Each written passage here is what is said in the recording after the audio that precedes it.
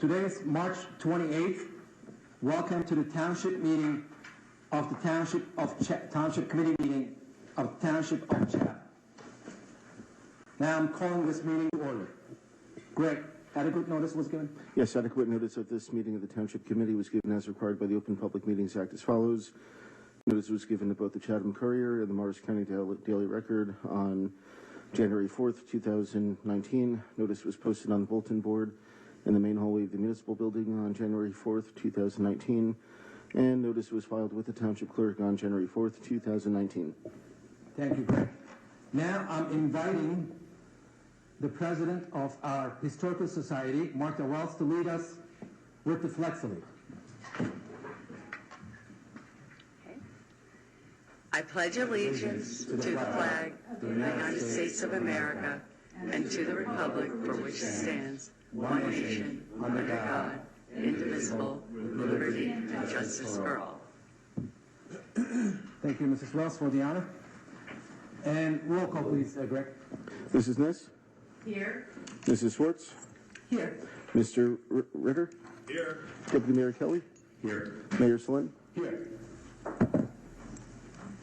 Now, we're proceeding with the approval of the agenda. And do we have a motion to approve the agenda as is? So moved. All in favor? Aye. Anybody seconds it? Second. All in favor? Aye. Any abstain or anybody object? No? Okay, the agenda is approved as is. Reports. Kurt, would you have any reports? Yes, one item I want to make mention of, which was reported in the Chatham Tap and elsewhere. It stated that Chatham Township is one of 8 New Jersey communities that earned the Healthy Town status, and this was a joint effort by the Mayor's Wellness Campaign, which was sponsored by the Quality Institute. Tom Salvis played a role in compiling information with the Chatham Borough folks. The Mayor's Wellness Campaign Committee was cited mental health stigma as a top concern to Chatham residents. And I'm just reading from the Chatham Tap here. Toward that end, the Chathams offered STAY, an adult education program on suicide prevention, provided through the library that provides parents and caregivers with information on how to help loved ones cope with crisis situations, in addition to our other suicide and mental health awareness initiatives. So I just want to commend everyone for their efforts. This is great news for both Chathams. And in keeping with this, just to remind folks, we had our first meeting for our 4th annual Out of the Darkness Walk, which is taking place this September 21st at Cougar Field. Over the past 3 years, we've raised almost $250,000 for the American Foundation for Suicide Prevention. This has really been a very popular event for the Chathams as well as our surrounding communities, so I encourage everyone to mark your calendars for September 21st. 4:30 is registration. The walk will be at 5:30. And if anyone has an interest in getting involved in the walk and learning more, they can certainly contact me directly.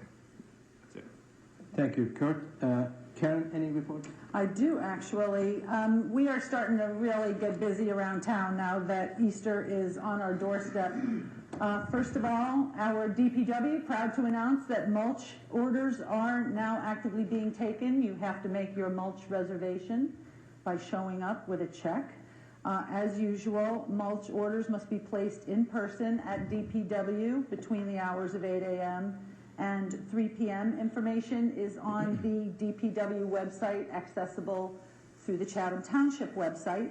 Once again, $25 per load of mulch. So that's exciting, and it's great mulch, and we always look forward to that as a harbinger of spring. Do they have a delivery date or when that starts? The delivery date will begin, let me see, I have it written down.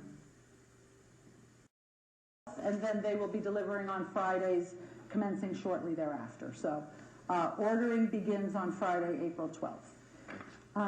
Let's see, in any case, moving along, our fire companies are also gearing up for springtime activities.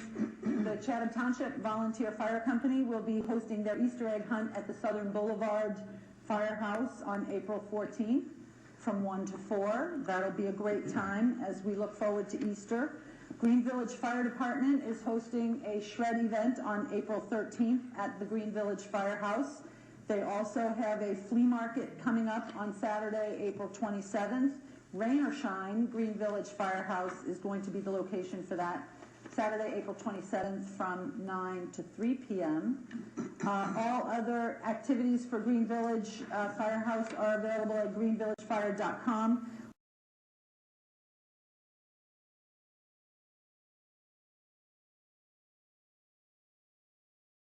One thing that they are doing, that they have done for Veterans Day and Memorial Day every year, year in and year out, is erect flags at their Memorial Drive location in the triangle right by the firehouse. And flags have been sponsored by individuals who have loved ones who have served, whether in honor of Memorial Day or Veterans Day, whether they have served and also whether they have given the last full measure. I urge you all to visit, once again, the greenvillagefire.com website if you're interested in sponsoring a flag, because the display is beautiful and moving, and they are always dedicated to paying tribute to our veterans. Let's see what else. Our senior center is also holding a shred event, and this will be on April 27th. So if you didn't get all your shredding done with Green Village Fire Department on the 13th, then please remember to visit the Senior Center on the 27th. And that is what I have. Okay. Thank you, Karen. And as far as the PSCNG walk happened on Tuesday, should we have Yes, I John think to update? John, Yeah, okay. with an engineering Perfect. perspective, would be far more No, that's fine. qualified. Yeah, we did That's fine. meet on the 19th of March. We met with members of JCP&L, with their arborist, with John. Bob Hoffman was there. And we met at the area that was considered of concern to the neighbors on Stonewick and Pembroke. And I think we had a very nice, cordial talk, and communication, of course, being the most important thing with our utility companies. They were very amicable. So John will cover that, Okay, as I said, from an engineering perspective. Okay, Thank great. you. Thank you, Karen. Any reports, Tracy? Yes, the Environmental Commission met, and I just want to remind everybody that on April 6th, there will be a cleanup day at the Green Village Pond Conservation Area. Snacks will be provided along with gloves and bags to pick up the trash. And we want to thank Chatham Disposal, ShopRite, and our very own DPW for helping with this event every year. So suitable for all ages. Bring out your kids, help clean up the environment. Hopefully we get a sunny day. It actually turns to spring. And you find some pretty interesting things when you're out there. So I hope that everyone can join us for that. Not out of the usual reporting range, we had a meeting, joint meeting with the Chatham Borough on Wednesday. And it was an interesting meeting with the mayor from Livingston. Some of you may have seen in the news that Livingston has gone to 100% green energy. And so we just had a meeting with them just to see how they did it, what they did, kind of get the information about it, using an aggregator that would then purchase wind, solar energy. Apparently there are 34 towns that are currently doing this. So it's something at some point when I get some more information that I'd like to present to Bob, speak with Bob about, and talk about as a discussion item on for the agenda. That's so, regarding municipal facilities, and how far does it go? Library and all public buildings? So in Livingston, it was just for the residents. So it depends on your electrical load profile. The consultant is actually free. They're paid by the third-party provider. And they can come in and take a look at either one town or both towns to see whether it's advantageous. For Livingston, they saved homeowners in total of all over Livingston $1.25 million, which came out to be about $100 to $125 per family that opted in. That was through PSE&G. JCP&L was pretty much flat. So when you say they opted in, this is just a program that when you say they've gone to 100% renewable, or, I'm sorry, I probably am misquoting you, but. So the energy that was received in was not from fossil fuels. Right. It was from wind Sure. and solar. For 100% of the families? For 100% of the energy provided through the aggregator through PSE&G, and then it was 41% green through JCP&L.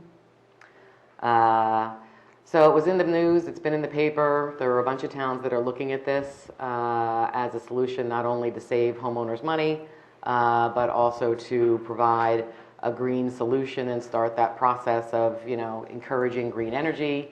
It was a really interesting meeting. So I hope to report more about it, but I just wanted to report that we all met. Great. The energy is through PSE&G. It's not a matter of people putting solar panels on their homes or anything. No,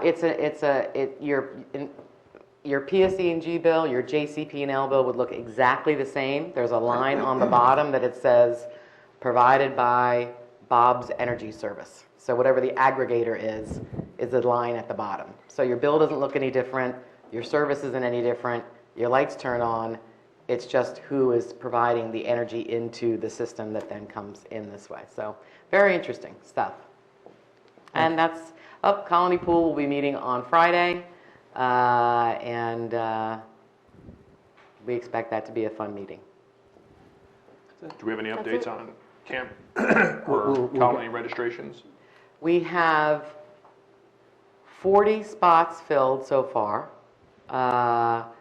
The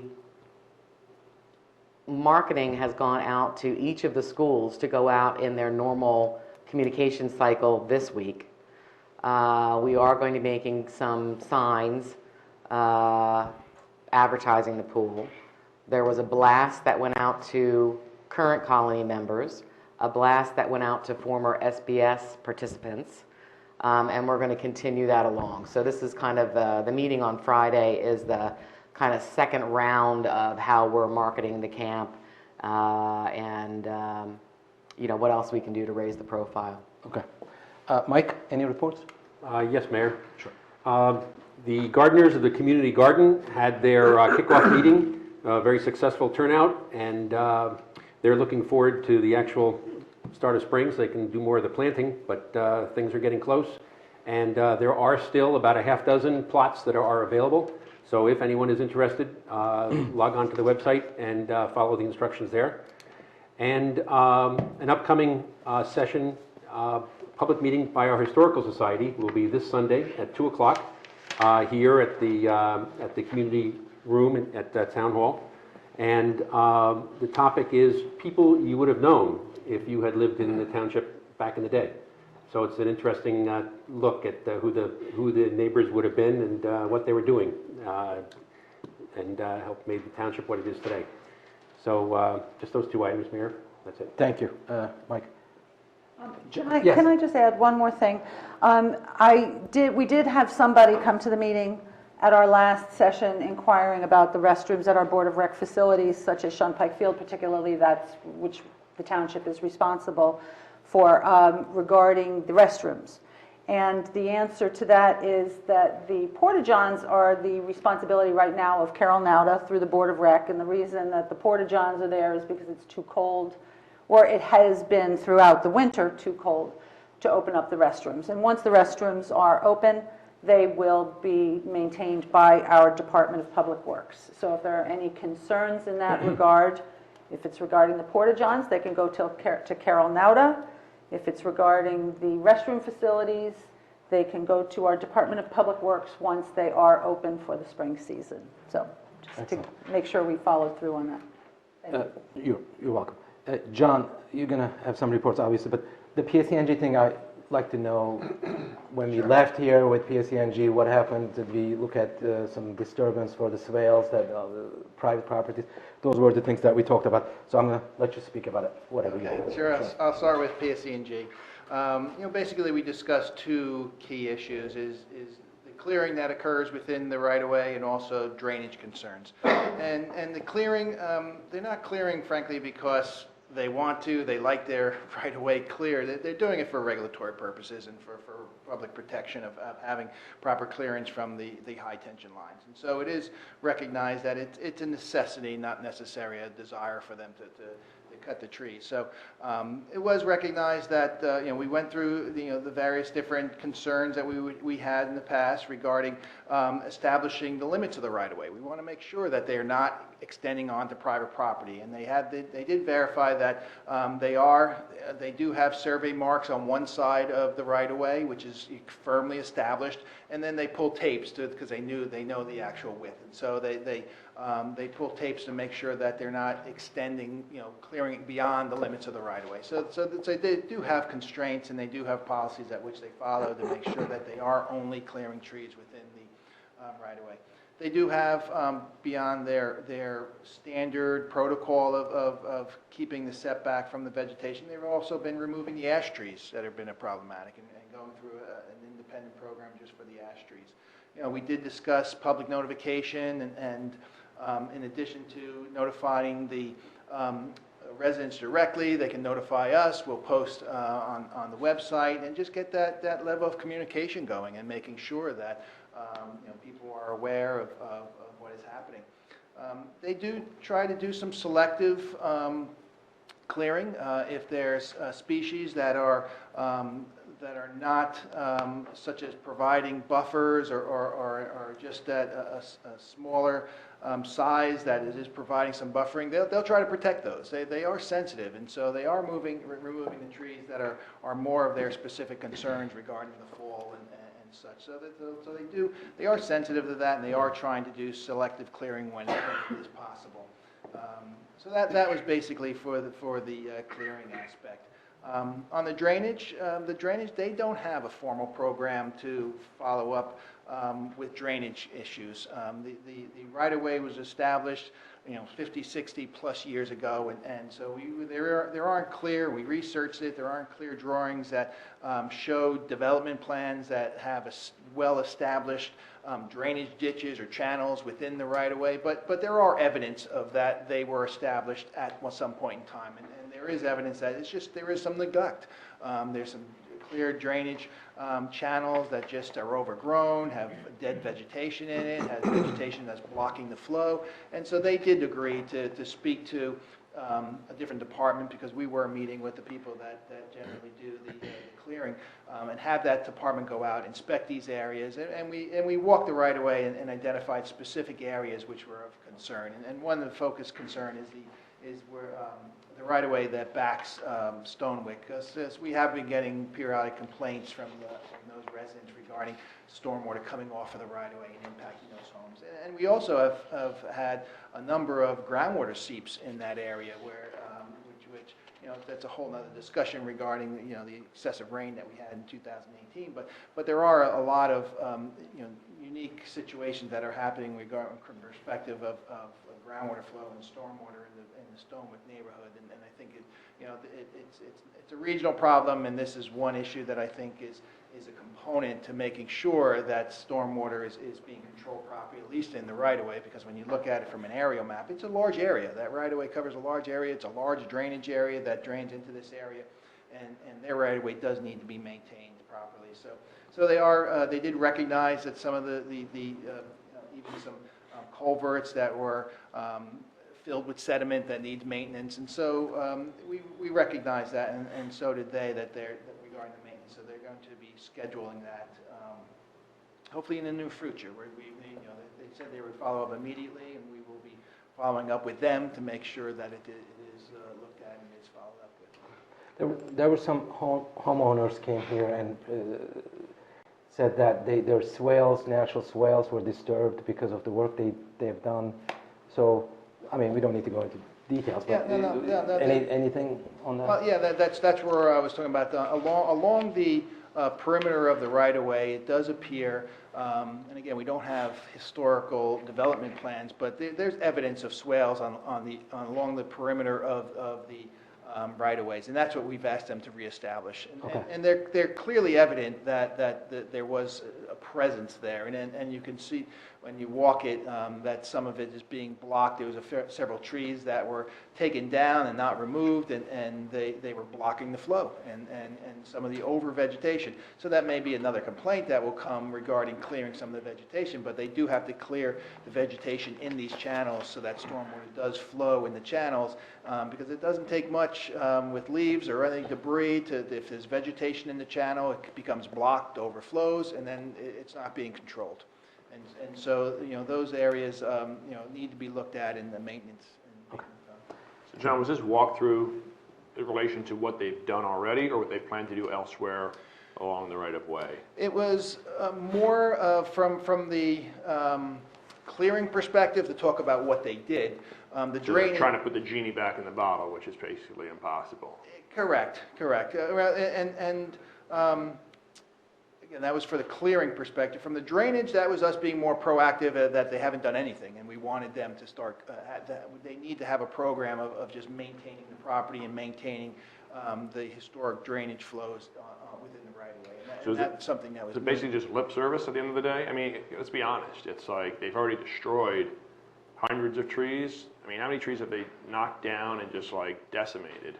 Well, they're unapologetic. Oh, no. This is and their obligation, and so they're not. They are, the one issue that they were adamant is that they are not going to do any tree mitigation on private property. They will not. Their position is that they are obligated to clear the trees within the right-of-way, and they're doing that as a requirement of the BPU, and that they have a necessity to do it. But they seem sympathetic of the concerns and issues, but again, they drew the line in the sand when it came to any replanting or anything within. Did we get any indication in terms of how high the highest tree was to the wires itself? We did discuss that, and we did In discuss. other words, it'd probably take another 30 years for these trees even to get close to touching those wires? We did discuss their requirements, regarding, because in the wintertime, when the lines, they do sag, and they sag more so in the summertime. So you can get a better appreciation of that fall line and the. Yeah, my question though is like, these regulations were probably put in place when they had the old power structures, not when they've got the new ones, which are now hundreds of feet higher than they were before. So I wonder if, when they put the new poles in, if they revisited what they were permitted to do. You know what I'm saying? I understand what you're Yeah. saying, but I can't speak to that specific to quote the regulations, but I can say that we did discuss that in the field. We did discuss the very specific need of why you're clearing it and the separation and such. And we did have a lengthy discussion regarding how the wires do stretch, and during very warm days, the wires do have a very significant sag, and that's what so we did have that conversation, and they did have a response. I did not do an independent survey looking at what that actually sag height is and the distance and things of that nature. Oh, yeah, at the end of the day, it's like, it was a nice to do, but let's be honest, I mean, it was probably a waste of time, right? The damage has been done. I hope it's not a waste of time. Well, when's the next time they're going to be doing this? With the, Right? I mean, they've destroyed all the trees. I mean, the next sapling that grows is going to be another 40 years. I mean, let's be honest. That's not what we're talking about. What we're talking about is they cut the trees, they're gone, they're not going to come back. It's going to take 30 years even if you do it today, right? So that's fine. But It's the not fine. drainage, That's the point. let me It's finish. not fine. Kurt, please let me finish, okay? Yeah. Let me finish. And when they cut the trees, they impacted the swales, the natural runoffs. And now there are more water coming to our residents' backyards than before. So they are obligated to fix that issue, and they have to fix it. We can't just say, oh, it's happened already. We can't put the genie in the bottle. We can put the genie in the bottle by making them accountable to fix what they have screwed up. And and we will do that, and we should do it, and we should pursue this. Yes, trees will not come back. I agree on that. Right. So, I think they were clear on the fact that they were going to come out and do something to maintain those runoff culverts so that they don't impact the residents. And we have to stay on top of them in that regard. Yeah, I think, like you're saying, be clear and honest. With the clearing, they're going to continue their current practice. Sure. Sure, we can't say Absolutely nothing we're going to change on that. They're taking a legal stance that they have to do it, and unless we want to challenge that, I'm not in a position to dispute that. Can I just ask a question with regards to that? Because I asked them specifically if they were going to go, down to the next, area in between Wickham Woods and J Road, and then clear cut through the Great Swamp. And they said no. They had no further plans to do any more clear cutting in any of their right-of-ways. That was the answer that we got in the public meeting. So is there a way that we can confirm that? Because I asked that specifically. Well, they were very specific that they are coming back to remove the trees that were topped. If you look at the right-of-way, they did some of the trees. The damage that they did, right. The trees look They are going horrible. to clean up. They are going to come back, they're going to remove those trees. They did not make representation of that they had another phase other than to clean up what was already started. Okay, good. And they did say that they would give us notice if they were going to schedule that work. So at this point in time, other than them cleaning up what they did, did not make any representation that they were going to continue, that we were going to get the notice next week that they're doing another section. They only represented that they were going to remove those areas that they started. And in the upper section running off of Fairmount, do we do any sort of stormwater calculation as we do when homes are built that says now we have X amount of runoff because we're now lacking the vegetation and the trees? And do they need to meet those standards that we have for stormwater runoff, or are they just on their own because they're PSE&G and... They have to, they do not have to, they need to meet the stormwater requirements if they have to obtain a soil erosion sediment control permit. We do not regulate them from a site plan perspective of stormwater for moving one tree. But if they disturb more than 5,000 square feet, that does kick them into soil erosion sediment control, and that does have stormwater regulations. And so that was another point of our discussions regarding, talking about the definition of land disturbance. And land disturbance is not just, a 12-inch diameter tree. It's the disturbance of you driving your equipment and cutting that tree and all that disturbance. That's a disturbance. And so, we were very, had a frank conversation regarding that. If they are disturbing more than 5,000 square feet, they must obtain a permit. And if they have to obtain a permit, then yes, they have to address stormwater requirements. So had we known that, had they notified us, would they have had to obtain a soil and sediment permit? Yes, if they, the issue of above Fairmont is it's a little convoluted because you had the cell tower company at the same time disturbing the same area, and there's some overlap. Now, the cell company did have a soil erosion sediment control permit. They did have to address stormwater, and so, but then what's so convoluted is that they ended up not following their plan. I had to issue summonses, and they had to go back to the board because they ended up disturbing more steep slopes. And so that complicated that issue above Fairmont. And so it was more difficult for me to pinpoint exactly what was associated with PSC and what was associated with the cell company to come up with that quantity if they did exceed the 5,000 square feet.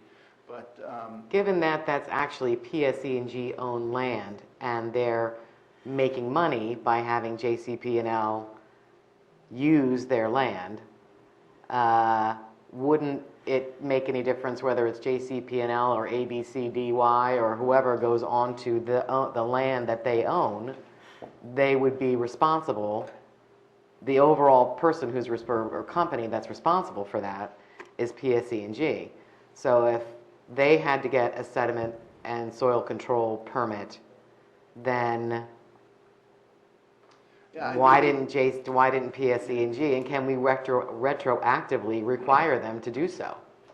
If I understand your question, could I also issue a notice of violation of PSE&G and the cell tower company because it's PSE&G's right away? Right. Yeah, so the application was filled out by the cell company with the permission by JCP and access it. So the way the application was filled out, I'm not sure if I can turn around and also issue a violation of PSC&G, because they weren't listed as part of the applicant, Oh, I'm assuming it would be a permitted use by PSC&G. Yeah. Like JCP can't just show up.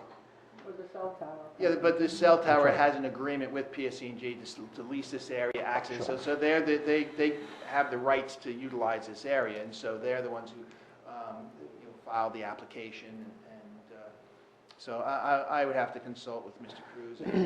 Because I mean, the use is granted by PSC&G, so PSC&G allowed this to happen. Yep. And so PSC&G is responsible. So I don't think that, I know you had a very hearty conversation with them, but I don't think that they should be let off the hook because JCP&L screwed up their soil and sediment.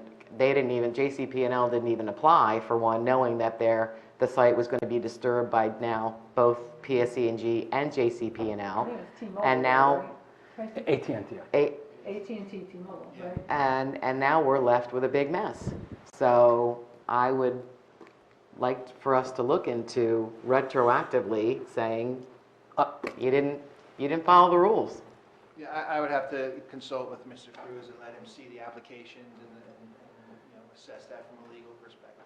I think we have some kind of agreement here. What we need to do, we need to make PSC&G accountable to make some remedial work to prevent getting our residents more water into their lots.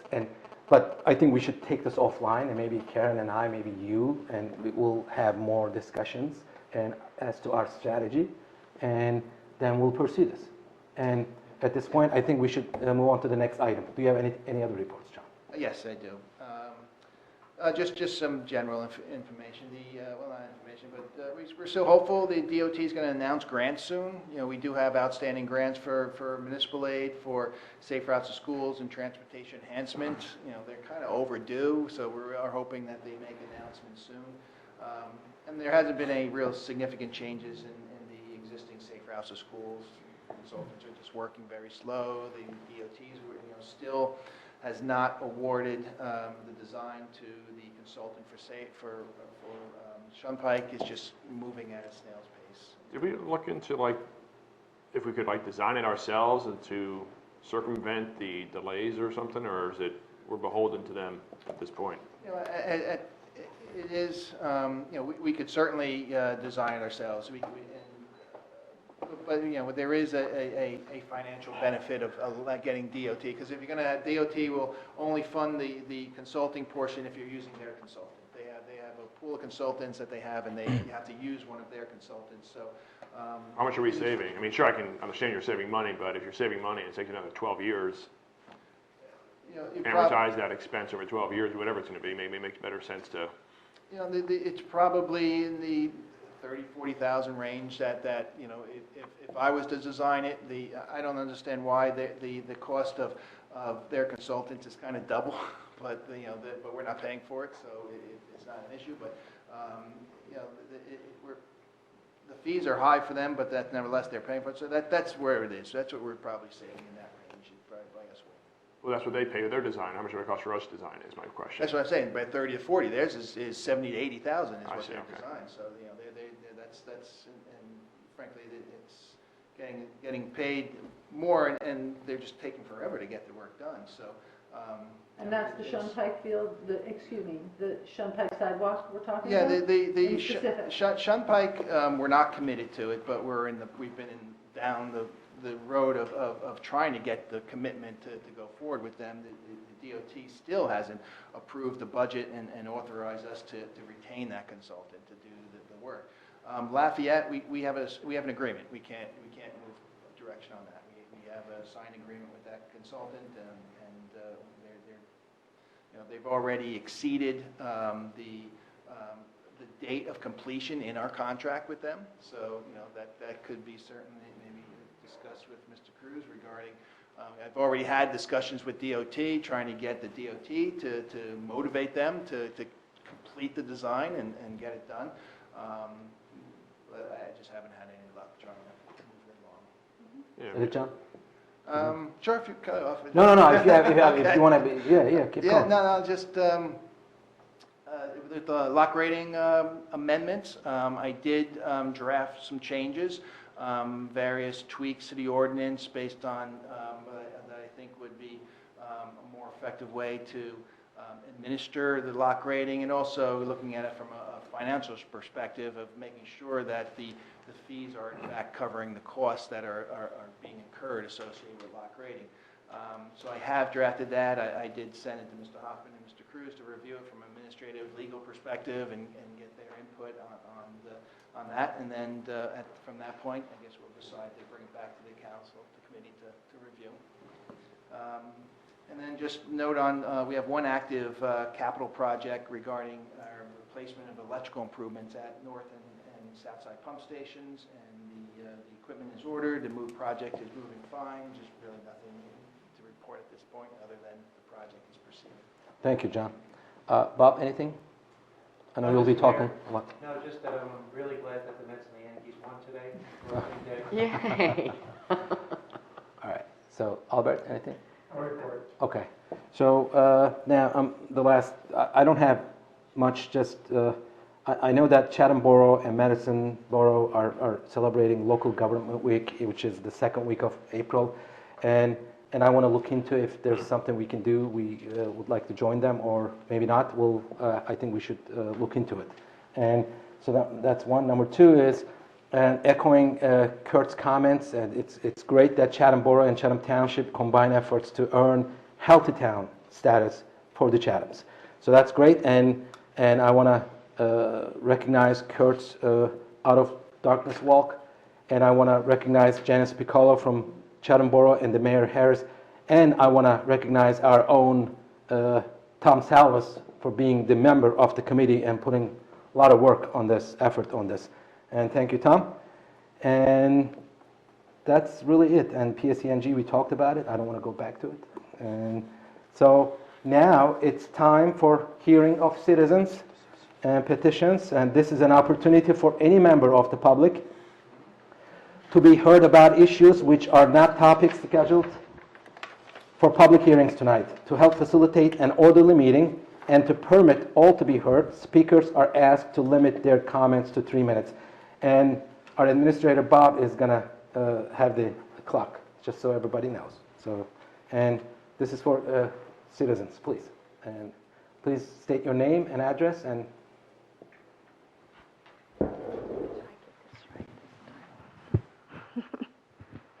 I'm Carol Whip. I live at 2 Woodlawn Drive. And I'm very grateful that the planning board is going to be reviewing the R3 and R4 zoning. And I'm just wondering if you have a date yet for when that's going to be on the planning board agenda? Do you know? Me, Mr. Mayor? yes, please. Not yet. We have not discussed it yet, but that's certainly on the topic to schedule. Okay, thank you. Also, I just wanted to correct any perception that those of us who are in favor of some more limits on the building code are somehow trying to prevent other people from monetizing their homes. That's not the case. And I felt like there was an impression that any kind of limitation was going to be extreme. I don't think limits should be extreme. I think limits should be reasonable, but what's happened in my neighborhood, and some of you have seen it, is really unreasonable. So if I would invite anyone who's fearful of restrictions to just visit my neighborhood and see what the kind of laxity of the code has allowed to take place. Keeping in mind that number 9 and number 11 Woodlawn Drive required no variances whatsoever. But everybody should be concerned that the township is approving plans for these mega houses without considering the impact they have on the people downhill from them as well as next door. At the meeting on February 28th, we heard from 3 homeowners who had to pay for costly remediation of drainage problems caused by projects on the street above them. And besides these homeowners, the township paid $114,000 to repair damage done by East Park Builders. So there's a cost to the taxpayer from this indiscriminate building. The Department of Public Works has acknowledged that displacing the water table and destabilizing the slope by drilling through rock and cutting down trees is causing drainage issues all over town. This is poor planning and poor oversight. Quite simply, the township should not be approving lot plans that damage other people's property. Absolutely no one should be able to monetize their home by beggaring their neighbors. We should be able to achieve a balance between people maximizing their investment in their homes while respecting their neighbors and retaining the character of the community. It is in everybody's interest to keep Chatham an attractive place to live.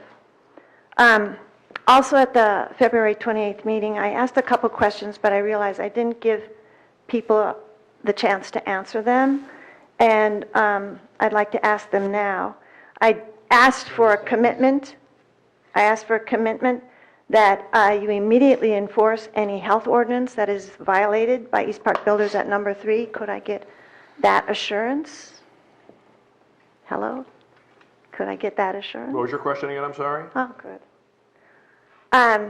I'd like an assurance that any health ordinance violation by East Park Builders at number 3 will be immediately acted upon and put a stop to.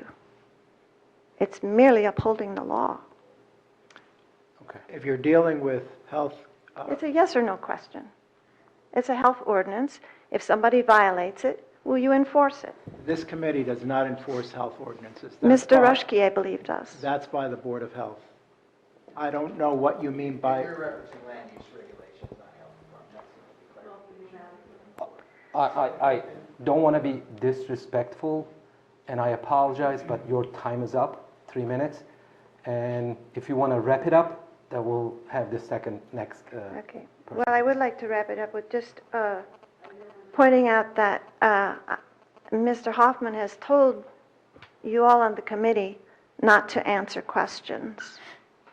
And I'm wondering if that really serves the interests of transparency, because I've asked questions of Mr. Hoffman and Mr. Cruz, and they have not responded, even though I've been told by every member of this committee that I have to ask them, and then they don't answer. So I'm kind of going in circles. I'll speak for myself, and I think if you want 3 minutes or 5 more minutes, you should be welcome to have those 5 minutes. We're in here every 2 weeks, and I know when I was mayor, people came to the microphone, they spoke for as long as they wanted. And for us to say 3 minutes all of a sudden implementing this, I think it's kind of ridiculous, personally. So I would say speak for as long as you want within reason as it relates to if there are health violations on any site, be it construction or otherwise. I think we do what's bound by the law. You make your complaint to the administrator, we investigate it. If there's a violation, summons should be issued. That's my point of view. I'm just Appreciate it. concerned Thank you. I'm sorry to interrupt, Wait. but Mr. Albert would like to say something. Mr. Ritter. Okay, go ahead. no, just as a point of order, your bylaws and your agenda make very clear that it's a 3-minute rule. The problem with deviating from that is you have to treat everyone fairly. So it's either a 3-minute rule or a 5-minute rule or a 10-minute rule, but there has to be a rule. All right. And if you're going to start an ad hoc changing the rule, that really defeats the entire purpose. So if you want to have a discussion about changing the length of time, that's a separate discussion. But right now, I don't think an individual committee member can unilaterally change the rules that have been established by the committee. Now, I'm just speaking from experience. My 5 years in the committee, we've never implemented the 3-minute rule. If we want to start playing hardball now with our residents, let's play hardball. Okay. And then I will propose putting this as a discussion item for today. Okay. Thank you very much, Mr. Ritter. And I'm chairing this meeting, and these are the rules, and we're asking our residents to abide by them. And Mrs. Witt talking for 5 minutes, 6 minutes. We're not very strict, but we want to make sure we have some rules so everyone can speak. And we're going to introduce budget here tonight. And we have a loaded agenda, and let us go through that, and I appreciate for your comments. Thank you, Mrs. Witt. I appreciate for your comments. Please introduce yourself and your address. Dan Miller, 465 Green Village Road, Green Village, Chatham Township. First, I'm going to address you. I noticed that, Mr. Kelly, you answered questions for the previous speaker. I was told last time around that questions won't be answered. It's amazing how some people get treated fairly and other people who you don't particularly care for what they're saying don't. Okay? Secondly, I have all the empathy in the world for the folks over on Woodlawn. I really do. But it doesn't mean that we do a wholesale change to the entire town. Green Village has a much different demographic, if you will, as Woodlawn does. So to just go wholesale and make changes in the R3 and R4 zone isn't the proper way to do it. You have an enforcement problem, but it seems that there's not a will on this committee or on the appointed people to uphold what it is we need to enforce.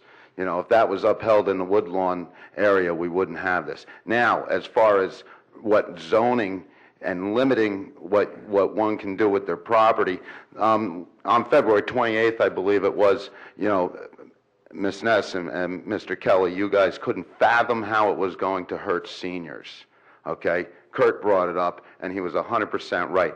If you limit what people can do with their property, if you now take a 60 by 100 lot and you cut the side back from 15 to 20 feet, now you can only build a 20-foot wide house on that lot, okay?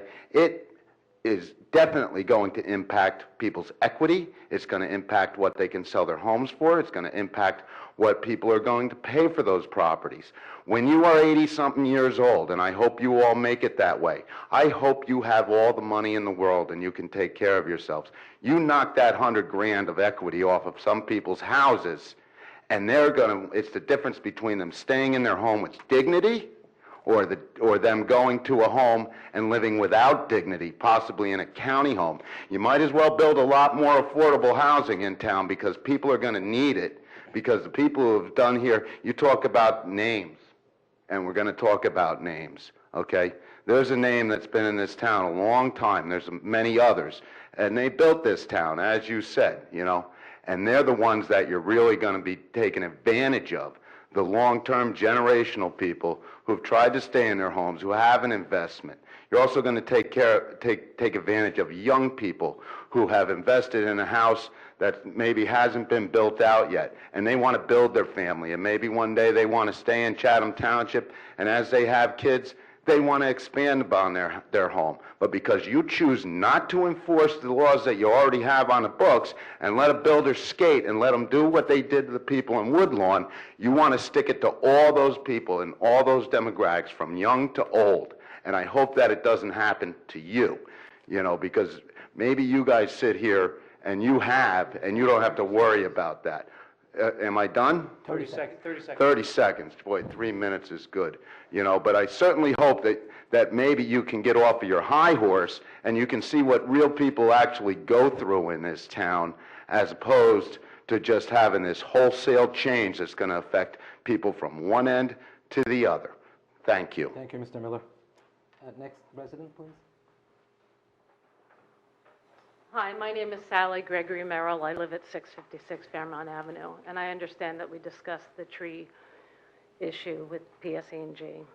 But I have to say that I drove down into Wickham Woods, and the trees are right up against the lines. I mean, right under the lines. I'm really having a hard time with what they did behind my house.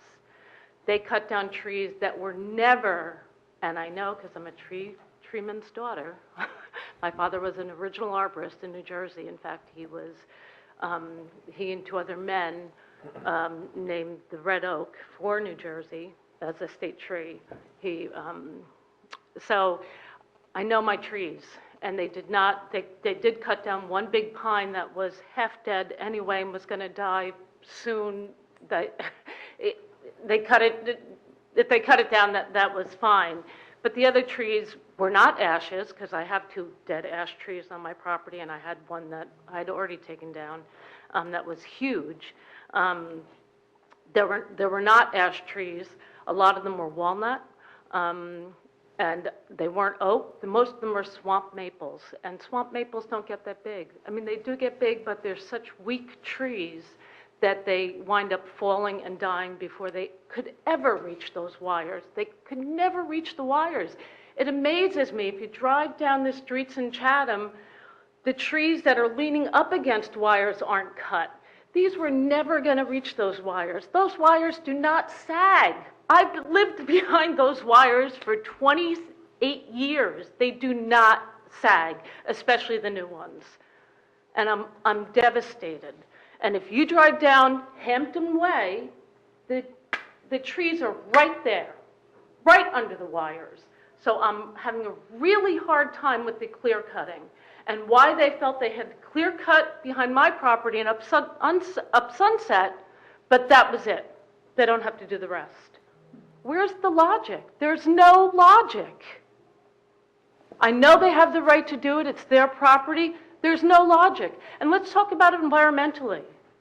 If I cut down a tree, I have to replace it. There's carbon monoxide. There are hundreds of trees now that are not going to produce oxygen. What about that? I can't tell you how furious. And now, they're not going to do anything. They're not going to replant trees. They're not going to do anything. I've lived there for 28 years. They come in every 5 years and clear cut underneath. So they have access. They have never, in 28 years, they have never come and cut trees like they cut trees now. Thank you. Anyone else from the public to come forward? All right, so then, oh yes, I'm sorry. Please introduce yourself. I'm Christine Young-Ruckriegel, and I'm at 10 Long Hill Road. Mr. Cruz, you've said that the purpose of fining builders is to bring them into compliance rather than to deter or punish them. But where is this policy? And should we rethink this policy? It may achieve short-term compliance, but it opens the door to future violations without consequences for the violator. And a general question for the committee is, does it serve the interests of transparency for the administrator to insist that, we don't get any answers to this? I think that also if you ride down our street, I've had neighbors from other towns that ride down our street now and on Woodlawn, and they look at it and they say, "Don't you have zoning here? What happened?" I mean, the houses don't look like they belong in the neighborhood. But where is the policy that fining builders is to bring them into compliance rather than deter or punish them? I mean, it's not. Where is that policy? Mr. Mayor, if I may address. Sure. It is a policy of the law, well recognized. If you discuss, it is a policy of the law that is well recognized. If you speak with any building construction official, zoning official, not only in this town but in any town, their response would be they want to achieve compliance with the zoning ordinance. That's the first order of business. That is what the charge is. So it doesn't need to be written down in any specific place. If you Google a public policy of this type and whether or not that's the policy, you will find references not only in New Jersey, but throughout the United States of zoning officials, construction code officials following that policy. It's a policy, it's not a law, but what it does is promotes getting people into compliance. You're asking for something that is so fundamental that it doesn't really need to be written down.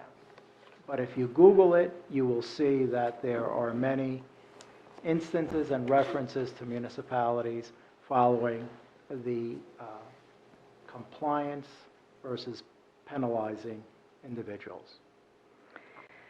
It's a shame because, I'm not saying that these houses couldn't have been someplace else, but the footprint of this neighborhood, it's just that the setback, they're right on the road. The original homes that were there had enough of a setback, and, frankly, we're just really concerned about the next house. I mean, it's taking up too much volume of land. I mean, the setback from the road to the home is not very far in both of these houses. And now they chopped into the bedrock for so long. I mean, Stonewick is just a stone's throw away from this neighborhood. And we're looking at water, drainage.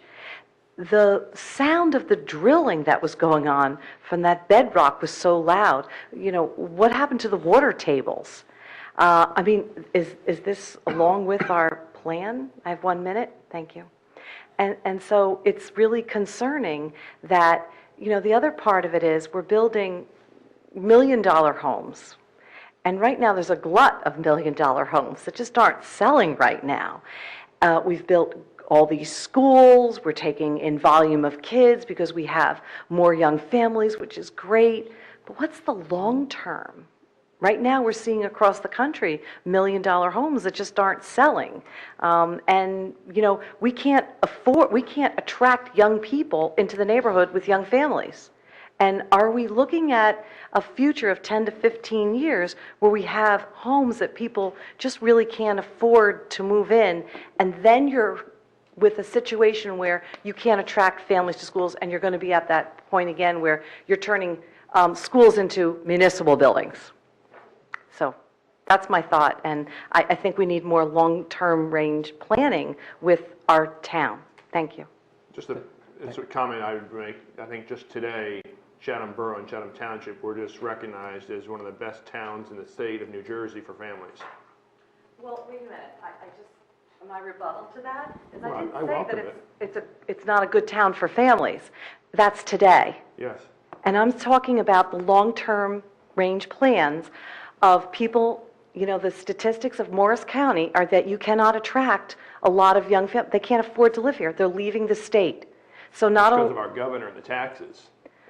Well, we're not changing that, are we, here? We're not talking about the taxes. We're talking about not being able to attract them. So I'm not saying, hey, look, I've lived here. It's a great town. But what's the long-range plan if you keep knocking down small houses and you haven't even addressed the affordability of homes, and we're only building huge houses? The other thing is that, you want to build big houses because the town gets more taxes, right?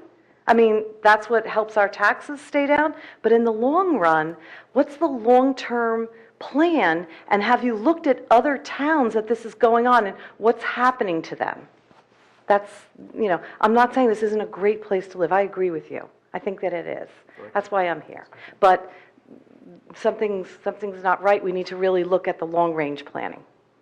Your point is well taken. And Mayor, and that is exactly what we've asked the planning board to do, is to take a look at it without any preconceived decisions. There was a concern raised earlier that we're somehow going to change the setbacks and squeeze senior citizens, and I think I'm the only senior citizen up here.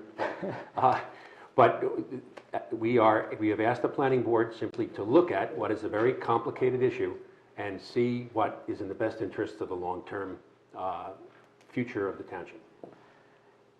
Thank you, Mike. Any other members of the public would like to make any comments? Okay. Now, thank you, and closing the floor to the public. I'm sorry. Can I rebut the answer that I got to my question as the other lady? Now, we have to introduce budget, and I think I know your... So it's selective when you answer It's, questions. all right. Okay, that's fine. We Then- get it. It's selective. It's not selective. It's selective when you don't like what's No, being no, said. no. Thank you. Hey, Dan, there's a note for you.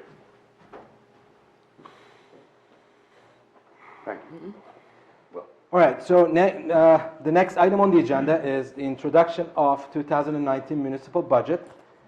And I am going to ask Bob to take it from here. All right, Minister. All right, thank you, Mr. Mayor and members of the committee. Tonight, the township will be introducing its 2019 budget. The public hearing for this budget will be held on Thursday, April 25th. An in-depth review of the budget will be presented at that meeting on April 25th. The 2019 budget, as introduced tonight, is for $15,953,788 or $780. It represents an overall decrease of 1.28% over the adopted 2018 budget of $16,181,125.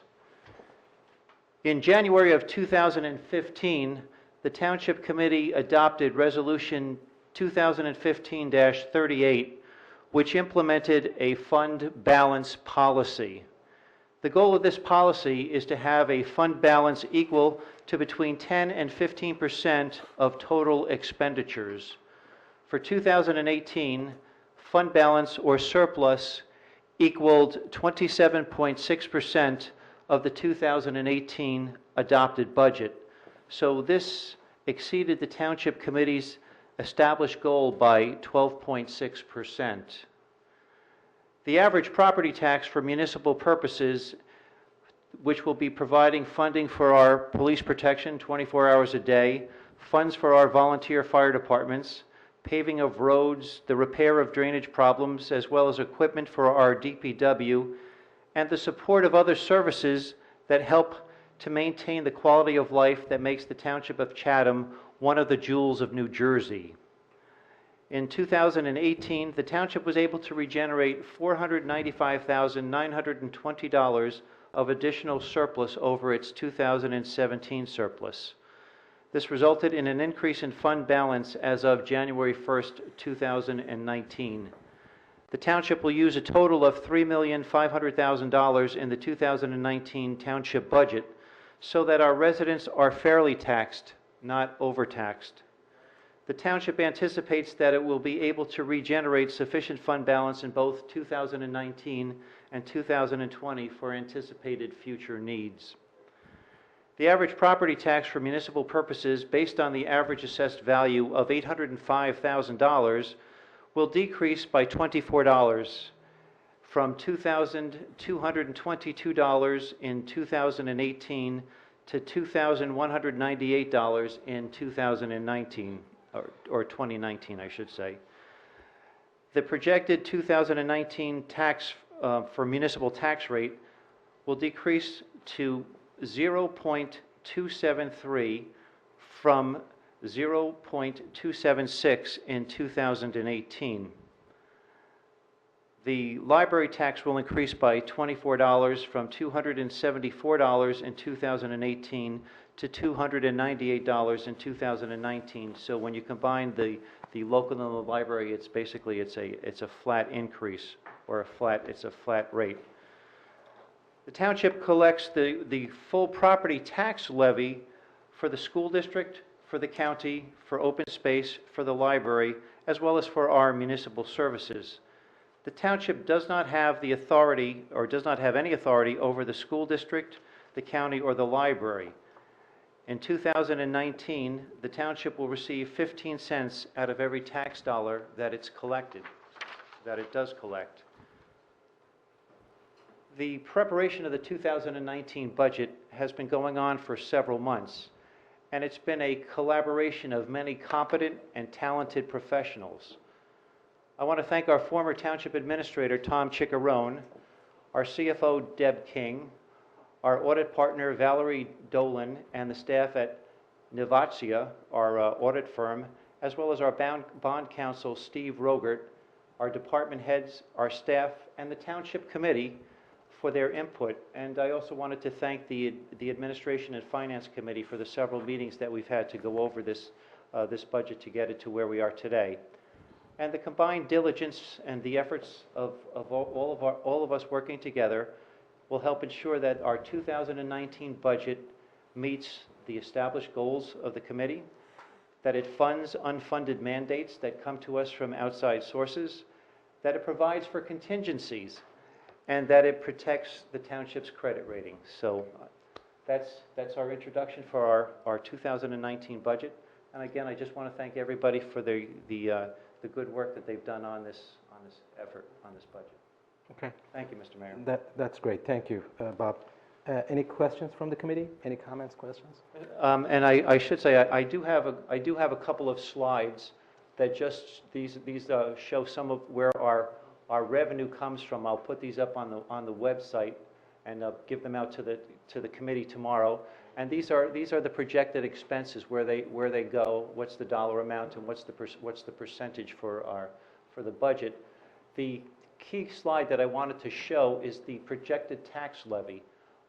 This is where our tax dollar goes. So 67 cents out of the projected 2019 tax levy will go to the school district to educate our students. The county of Morris will receive 16 cents out of every tax dollar that is collected in 2019. Our municipal budget will operate on 15 cents out of every tax dollar. So that's the blue slice that's there. And then our library is the yellow slice. That's 2 cents out of every tax dollar collected. And then our local open space ordinance is 1 penny out of every tax dollar that's collected. So that's why that comes up as 0. But there is also a resolution on the agenda that is based on this budget, which would reduce the projected open space tax from 2 cents down to 1 penny. This was based on the discussions that the Township Committee had at the last meeting. So there will be a more detailed presentation on the 28th. I will bore the committee and whichever members of the governing the public that want with 30-something slides, and we will go through everything in depth at that time. Thank you. Thank you. Thank you, Bob. Any committee comments or questions? Yeah, Bob, just a point of clarification for residents here and those watching at home. So introduced tonight, 28th, you go through more detail and we pass it then, or just so people understand how the process works? Yes, there will be a public hearing. The public can ask questions. The committee can ask questions at that meeting. The committee can email questions or ask questions ahead of time so that we can be prepared for the public. And then if the Township Committee so desires, they could adopt the budget. We really hope that they would like to adopt this budget on April 25th, and then we can go ahead with the people's business. Perfect, thank you. Bob, regarding this big bit of information we all have here, is this available now online on our website for citizens to peruse, to take a look at, so that when we do have the hearing, we can count on an informed public coming to speak about things that concern them? It will be put onto our website, Okay. but our policy is to show it to the governing body first. Very So good. that they have a chance to look at it and see, and then it'll be on the website for everybody. Great. Over the years, we've gone from a spreadsheet to a user-friendly budget to a place where you can sort of get on there and click on things, and people, just lay people and the public can go on there and look around at various drop-downs and so on. I know there's been certain debate over the years about implementing it and how time-consuming it is, and I can tell you that the user-friendly budget from a staff's perspective is not user-friendly. It took our CFO, I believe it was 26 hours to implement it into the user-friendly format. Right. And then we required at least another 4 hours with our auditors of time, because the formulas that were in the program that the state gave us were not working properly. Okay, and was that in 2017, and then 2018 was something different, and now here we are in 2019? Yeah, these are the numbers for 2019. No, I This understand is that, but the format that it will be online, in the air quotes, user-friendly edition. Well, it'll be online in the state format, and Greg and I will huddle and we'll figure out how to make sure it's as user-friendly for our residents as possible. Great, thanks. Anything? Having been on the Finance Committee for my first time, I just have to thank Bob and Deb and all of those people. I think we were probably up to about 8 hours worth of meetings over the past couple of weeks. And, having 8 o'clock meetings and spending 2.5 hours, but going through all the information in a very thoughtful way, I have been very appreciative. So thank you very much, Bob. Thank you, Tracy. And yes, I am part of the Finance Committee as well. We met 3 times in the last 2 weeks. Each meeting was over 2 hours, 2.5 hours, maybe 7, 8 hours, maybe 9 hours we met. And we went line by line, and I appreciate for Bob's efforts and Debbie's efforts and everyone who's involved with this budget, and also former mayor and all the committee members and former committee members, and everyone has skin in this. And also, in the beginning of the meeting, we mentioned about the Chatham Borough and Chatham Township combined efforts earn healthy town, right? We said healthy town as far as physically healthy, and this budget shows that we're financially healthy as well. And I think this budget is a good budget. I think this budget is fiscally prudent, and I think we should celebrate this and hopefully pass this in the next meeting, and we'll proceed with another successful year. And thank you, Bob. Yeah, I think without a doubt. I can't even imagine that there are towns throughout New Jersey who can boast about actually reducing their property taxes. When you talk about unfunded mandates that are coming down at us from Trenton, from even Morristown and our friends at the county level, certainly from Washington, D.C., every time you look around, a small town is being called upon to foot the bill for something or other. And the fact that we are able to put together a budget that actually decreases our municipal taxes is uncanny. And I applaud the committee. I applaud previous committees. Thank you, Bob, for stepping in and really making this look seamless in your first couple of months here. This is a great job. It's a great job for everybody. So I don't know whether people in Chatham Township know how lucky we are to be able to look around and say that our township runs more efficiently than any place else I can even imagine, certainly any place else I've ever lived. So thank you, everybody. I have an easy question to ask to the committee. Do I have a motion to introduce? So moved. Anybody second it? Second. Roll call vote, please. Mrs. Ness? Yes. Mrs. Schwartz? Yes. Mr. Ritter? Yes. Deputy Mayor Kelly? Yes. Mayor Salin? Yes. And Greg, when will be the hearing, public hearing, next meeting, right? Well, the motion having passed, at the April 25th meeting, we will have a public hearing on the budget, and we'll have a resolution for the final adoption. Okay, great, thank you. Mr. Mayor, Yes. if I may, just, one of the reasons why it's going to be on the 25th is this, once every 3 years, we have to send our budget down to Trenton for a review. So this is our year for it to be sent down to Trenton for review. And then there's also, it has to be, our public hearing has to be, I believe it's 20 days. Yes, we are required by state to give the public adequate 28. time to come into the office to review that giant budget document, which nobody ever does. It'll be online, no one will read it. You can see how many people are here tonight, but we have to give the public the chance anyway. Well, that's a good point there, Greg. So I hope we do make a concerted effort to let the public, our residents, know that the budget will be formally presented and everything else at the next meeting. Everybody's So Well, maybe we the agendas have been could online do for some years. social media and everything else on that as well. That'd be great. Great point, thank you, Kurt. And okay, next item on the agenda is the public hearing and final adoption of ordinances, which is the ordinance 2019-04 salary ordinance. And salary ordinance, I'm going to just read the heading here. An ordinance to provide minimum and maximum ranges for compensation for certain positions of employment in the Township of Chatham in the County of Morris, New Jersey, effective January 1st, 2019. Bob, would you like to give us some background, what it is? Sure, For thank you, public. Mr. Mayor, and for members of the public. This salary ordinance is an annual ordinance that's reviewed and adopted by the Township Committee. It establishes ranges for compensation for our township staff.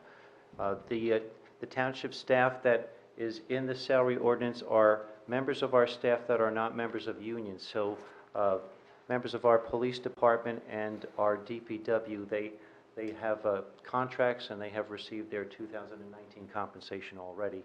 But this is something that's required so that we can establish the positions and then establish a range for compensation. Also on the agenda tonight is a resolution which establishes the specific compensation for each of the positions that are noted. Great, thank you, Bob. And now I'm opening the floor for public discussions. Anyone would like to come forward and speak about the ordinance that we introduced, we discussed? All right, now, if there's no one, then we're going to move forward with I'm going to ask if I have a motion. Do I have a motion to adopt the ordinance? So moved. Anyone second it? Second. Second it, okay, great. Any committee discussion? All right, so Greg, would you please roll call vote? Mrs. Ness? Yes. Mrs. Schwartz? Yes. Mr. Ritter? Yes. Deputy Mayor Kelly? Yes. Mayor Selin? Yes. An ordinance adopted? And motion passes. The ordinance is adopted. Okay, great. And we have another ordinance, ordinance 2019-0-06, open space tax reduction. And I am going to read it. I think we have one before that. I'm sorry, did I miss it? I'm so sorry. Introduction of, I'm sorry, okay. Yes, now we're going to introduce two other ordinances, and number one is 2019-0-05, colony pool fees. We had an extensive discussion in the last meeting. I can't forget that. And let me read the heading here. An ordinance of the Township of Chatham, County of Morris, State of New Jersey, establishing pool membership fees for Colony Recreation Center commencing 2019. Do I have a motion to introduce? So moved. I second it. Second. All right, so committee discussion. Anyone would like to make any comments? Greg, roll call vote, please. Mrs. Ness? Yes. Mrs. Schwartz? Yes. Mr. Ritter? Yes. Deputy Mayor Kelly? Yes.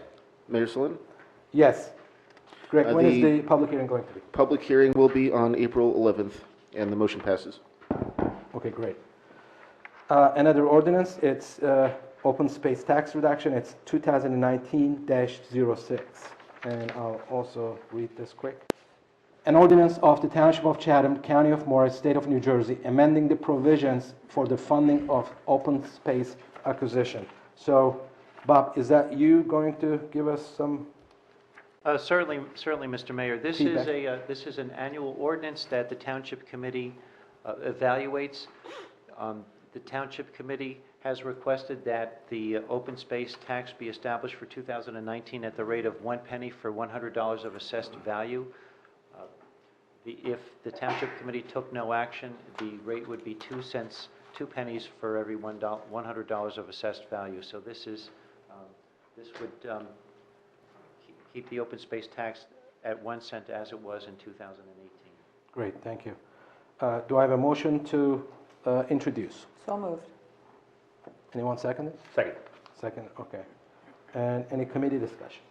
Yeah, go ahead. I was going to say, if we were to just, sunset, so to speak, and go back to 2 cents, what is that average impact to a resident for an 800,000, doing the math? A penny was would generate about $322,000, so it would have been 2 cents would be 644, and that would be used to pay down, just open space debt for the acquisition of land in 2017 and then 2004, I believe. Okay, great.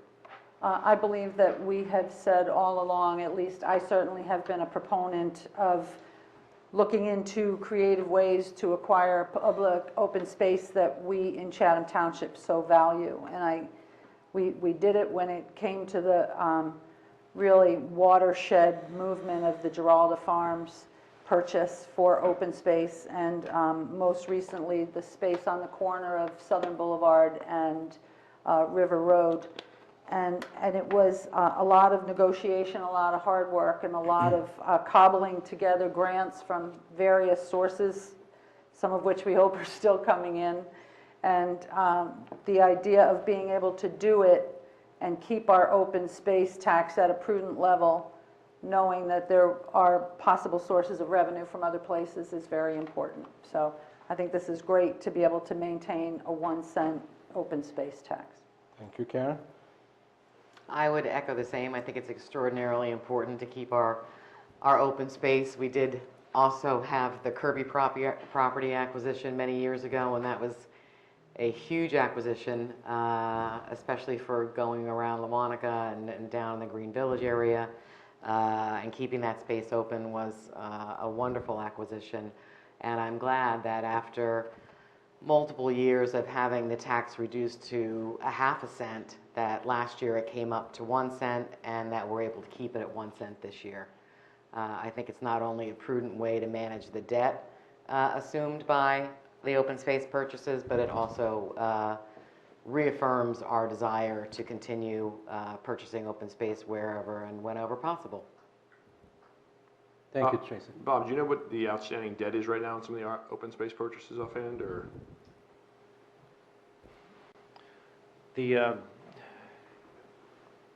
Yes, we have, for the purchase in 2017, that purchase was $1.8 million. So we're paying that down. We had a combined grant from Green Acres, and then I believe it was AT&T, or was it one of the other carriers for $500,000, where we use that to directly pay down that $1.8 million note. We've applied for additional grant funding from the Green Acres program, and if that comes in, we will use that to directly pay off that note, so that'll be reduced down to about $1,032,000. We have longer-term debt that had been bands that have been turned into bond notes that are outstanding. That was for a purchase in 2004. I'm not sure the full dollar amount of that, but I can email the Township Committee about that. But these are some of the items that our $322,000 will be used for, is to pay down the note, pay down some of that partial debt. I think we probably have a $28,000 payment on that bond note from 2004. But just going forward, our goal, as has been established by previous township committees, is to be prudent and to drive down our debt wherever possible, because we need to look, our budget that we're talking about in 2019 is good for 2019, but we've also looked out for 5 years, so we're doing scenarios going out for 5 years to look at what's, how do we be fiscally prudent with open space, and how do we be fiscally prudent with our long-term debt. Thank you. And keeping that in mind, I wonder if the committee collectively had thought of maybe now might be an opportunity to go back to the 2 cents for a year, just so we could cut down more of that debt, or if we've got any feedback from Joe Bazzarellian as chair of the Open Space Committee, or anyone on the Open Space Committee, in terms of what their point of view is on this issue. If I may, it's up to the Township Committee, but I believe that either this year or next year it would be prudent to go to 2 cents. I mean, we would be able to pay down that note that would reduce the need to do long-term bonding, for open space, and it would provide other opportunities in the future for using our money wisely. Okay, great. I'd just like to add my thanks to the efforts of the Open Space Committee. They're a hard-working group, and especially Joe Bazzarellian and the dedication he has to lead that group. And I think that it is a balancing act with that open space tax. In years past, we have entered into long-term bonding for our open space. I think that we are now doing some short-term financing of the most recent purchase, and I think our intent is to pay that off with the open space tax. We felt that this year, we're in the running for that Green Acres supplementary grant that we have applied to, and we appear to be eligible for it, and we decided to recommend to keep it at 1 cent this year because of the ability of that grant would give us to stay on track with paying down the short-term financing without having to go to 2 cents this year, but keeping that in mind for next year. So the Open Space Committee said no, stay at 1, don't go to 2? Well, I think that they understand that it's a balancing act, and that this was the right compromise this year. Okay, but I just want to make sure that they're in agreement of they didn't want us to go to 2, they want to stay at 1. Yes. Okay. I think it also has something to do with the opportunity to make other purchases. And the Open Space Committee has always been so proactive in staying on top of things that might actually occur that Chatham Township could take advantage of. and not building up a war chest for no reason, right? Well, you want to build it, I mean. You want to make sure you have liquidity. You'll pay off your debt. Yeah, you want to have It's gonna sit liquidity on the there, side. but, you know, to start Yeah. creating a pool of funds with no target, with no real goal in mind other than financing, to start accumulating money when there's no purchase on the horizon, I think is unnecessary. We can do that in other lands without putting it into a specific open space bucket with no open space to buy. Great discussion. That being said, I would actually propose that we let it go to 2 cents this year. Okay, so now roll call vote, please, with the. Well, can we have discussion on my suggestion, or how does that all work? We have a motion and we have discussion. A motion on the floor. If you would like to have that discussed, then you'd have to make a motion to amend the ordinance, which there was amend the ordinance that is being introduced. So you'd have to get a second to that amendment, and then there would be a vote on that amendment. To keep I that want 2 to cents. proceed with the vote on what's on the floor right now. He has made what I understand to be a motion. If he gets a second, then you will have a discussion on whether or not that amendment is accepted. So who made the original motion to introduce it? Should I make that motion? Okay. And who seconded? Okay. You're proposing to amend the motion to increase it to 2 cents. Madam, do you accept that amendment? I'll stand by my original motion to introduce this. Okay. And how about you, Mr. Keller? I think that 1 cent is the proper level this year. So then that does not carry forward, and it would be appropriate to call for a vote on the motion as presented, which is at the 1 cent. So Robert Rule says the only 2 people who introduced and seconded can vote on the second That's motion? typically how it happens, is the person that introduced the motion has to accept it. The 2 people that put forth the motion have to accept it. And if they don't, then it doesn't move forward. Typically how it happens. But you have no The one clerk to wants second. to add. Oh, done that. I don't know if Tracy wants to second it. I sure, all right, I know all right. you probably Just want to for second it. clarification, the tax is already at 2 cents. This ordinance is to reduce it to 1 cent. The You ordinance. don't need to do anything Yeah. if you want to keep it at 2 cents. Yeah, That's correct. Mr. Mayor, the ordinance that was adopted last year was just for last year. It automatically goes back to 2 cents unless the Township Committee decides to introduce and adopt this ordinance. Okay, so roll call, please. Well, can we entertain a discussion on my suggestion that we vote no against this? I mean, you can vote no. I know, Mr. but there's a Ritter. discussion period of this ordinance right now. Now, we extensively discussed this ordinance, which Are is you in a on. rush to go somewhere tonight, Typhoon? I mean, No, you're no, telling no, people no, they no. can't I just talk, want you're to shutting keep down it. discussion here? No. Oh, This good is- God. No, we're just going by the rules. And I'm trying to Of find how out the why we meeting is cannot discuss conducted. my And motion would against you- this. Because it didn't go anyplace. But can I continue my comments?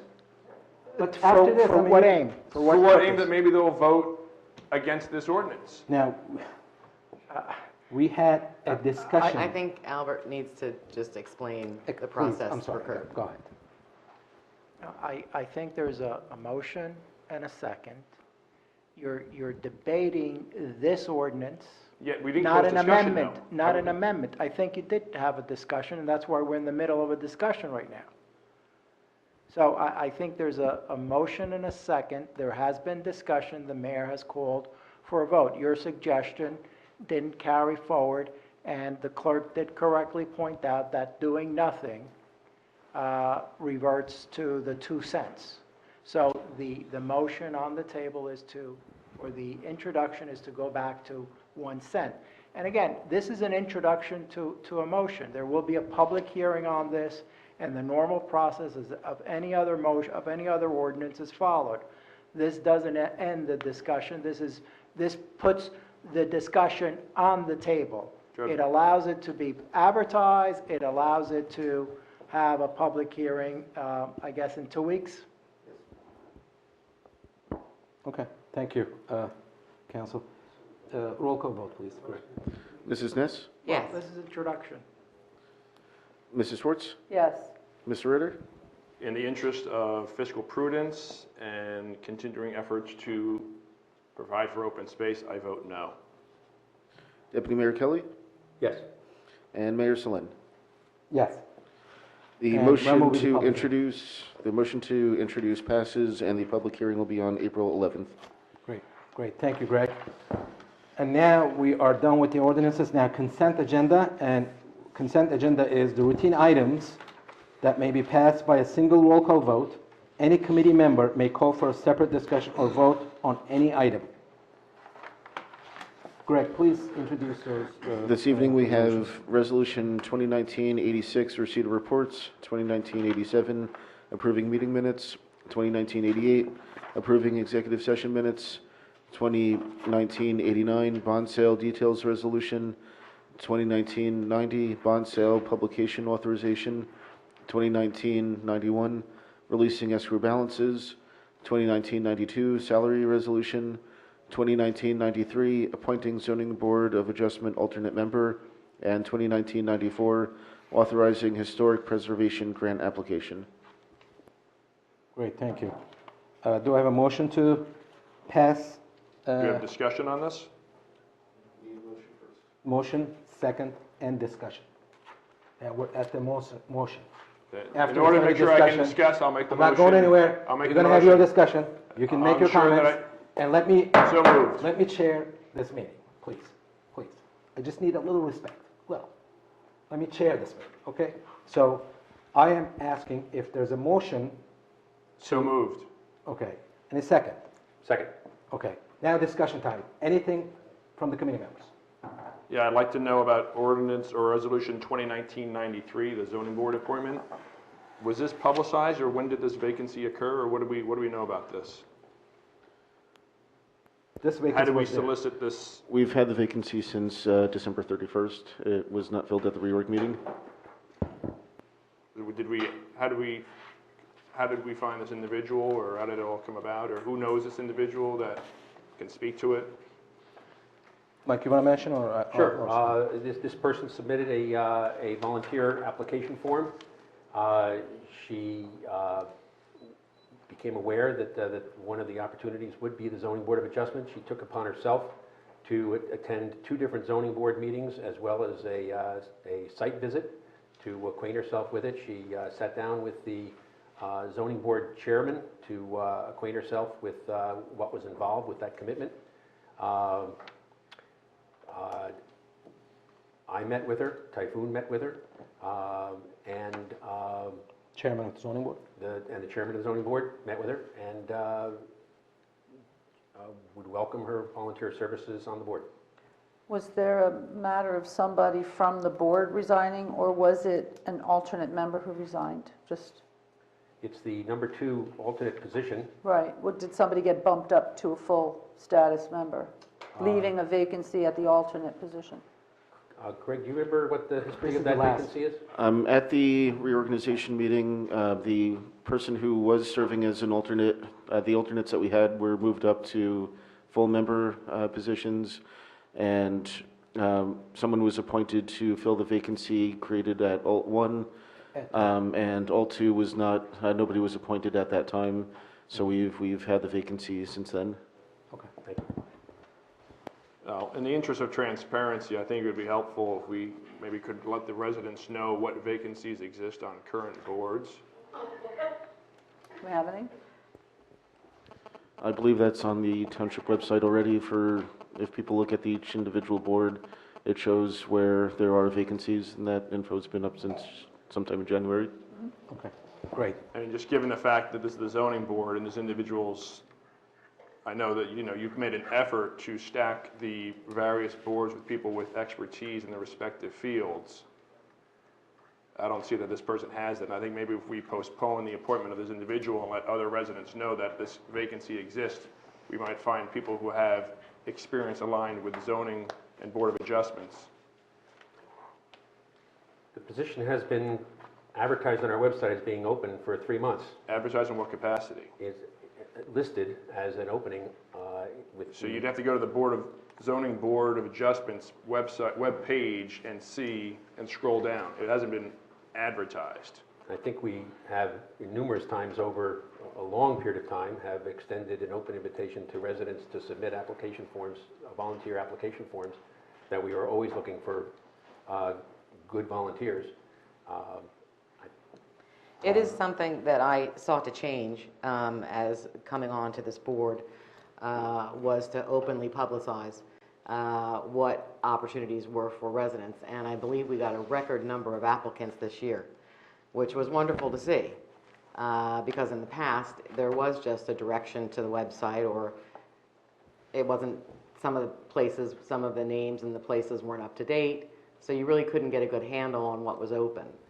But we made a great effort, or I made a great effort, I should say, to reach out, ask people to apply, and I know that Greg was getting unhappy at one point, not unhappy, but we got so many people sending in their... Inundated is the correct word. Inundated is the correct word, so it worked. So if you tell people about it, they will actually sign up, and they're continuing to do so.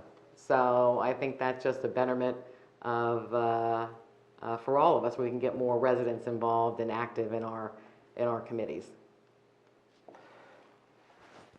And it's been recommended by the chairman of the zoning board, and he's been chairing the board for some time now. And I met personally with this lady, and I think she's a great lady, and she's very much would like to contribute to the town.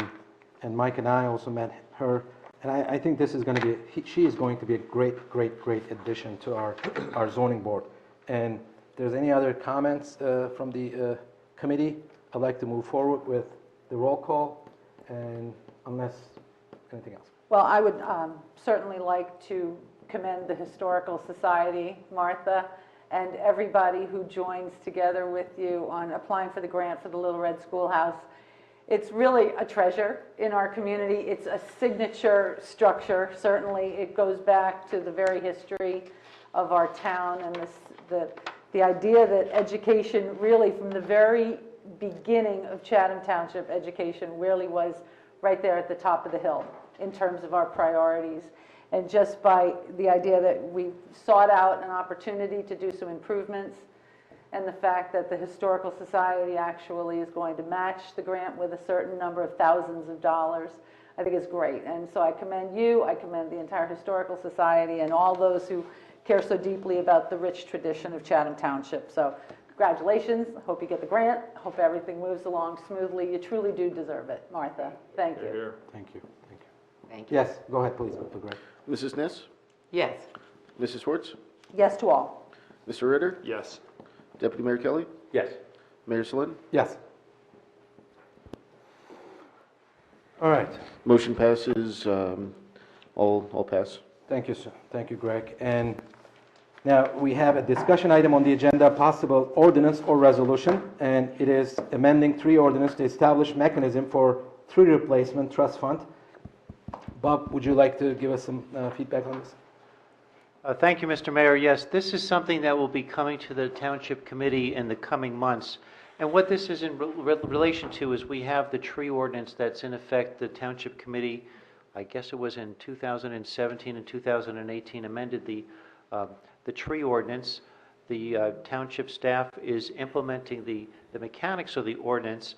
But as we implement the mechanics of the ordinance, there's a couple of issues that have surfaced, and one of the issues that has surfaced is we don't have a mechanism where we can accept funds from residents who who have to take some trees down, but they either can't replant due to sightline issues or some other issues related at their house, or they would prefer to make a contribution to a tree trust fund so that trees can be planted in municipal spaces instead of on their property. So this is something that I've talked about with our township engineer. We're going to be looking at this in the future, but this is just to be able to create a sinking fund, if you will, so that in the future we will be able to replace trees because every few years, there's some kind of a blight that comes. A few years ago, it was the gypsy moth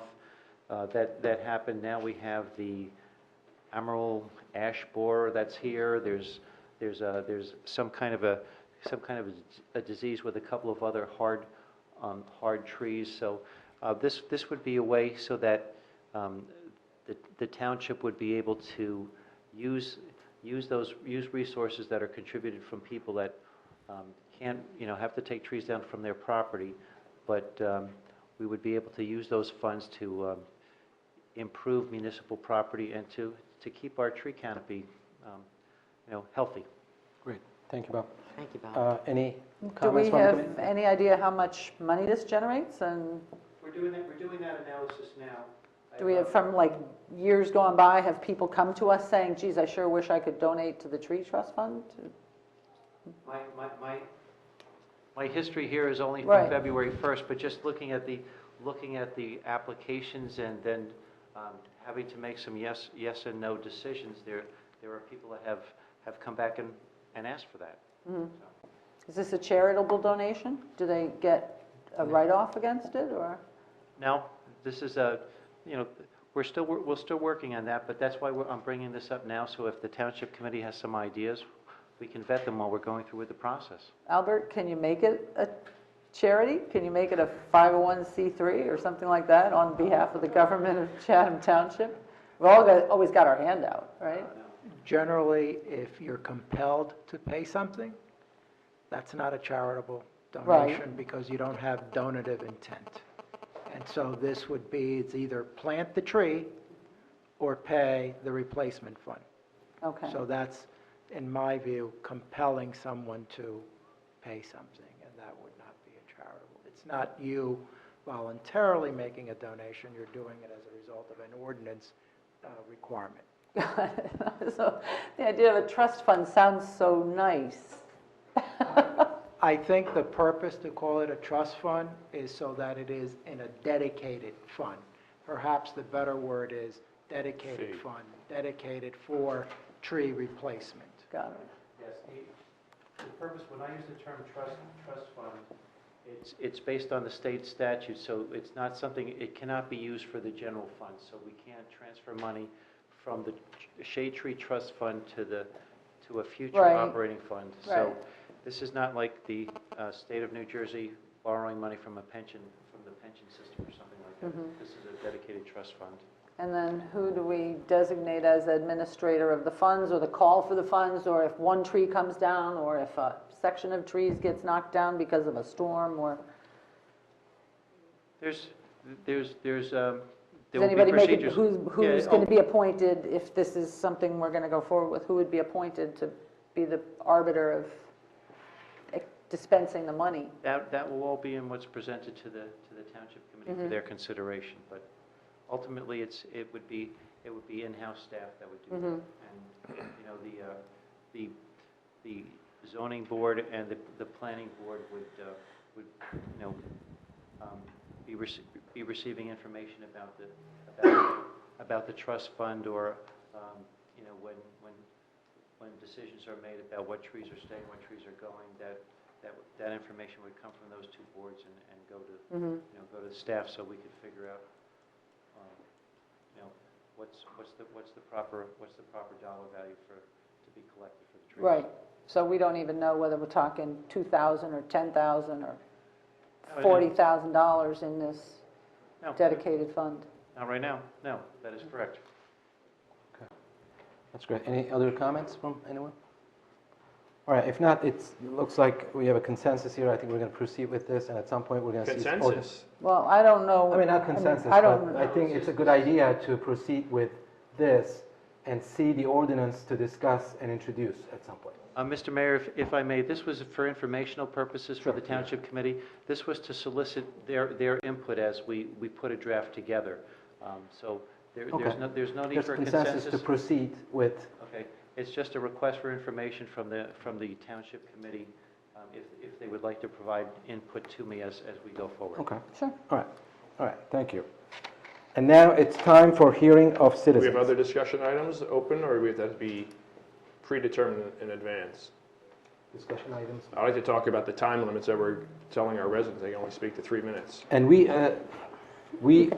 voted on the agenda in the beginning of the meeting. That was before the public hearing when you shut everyone down. I didn't shut anyone down. We have a rule, we're enforcing the rule. Yes, please. We're going to, I believe, not only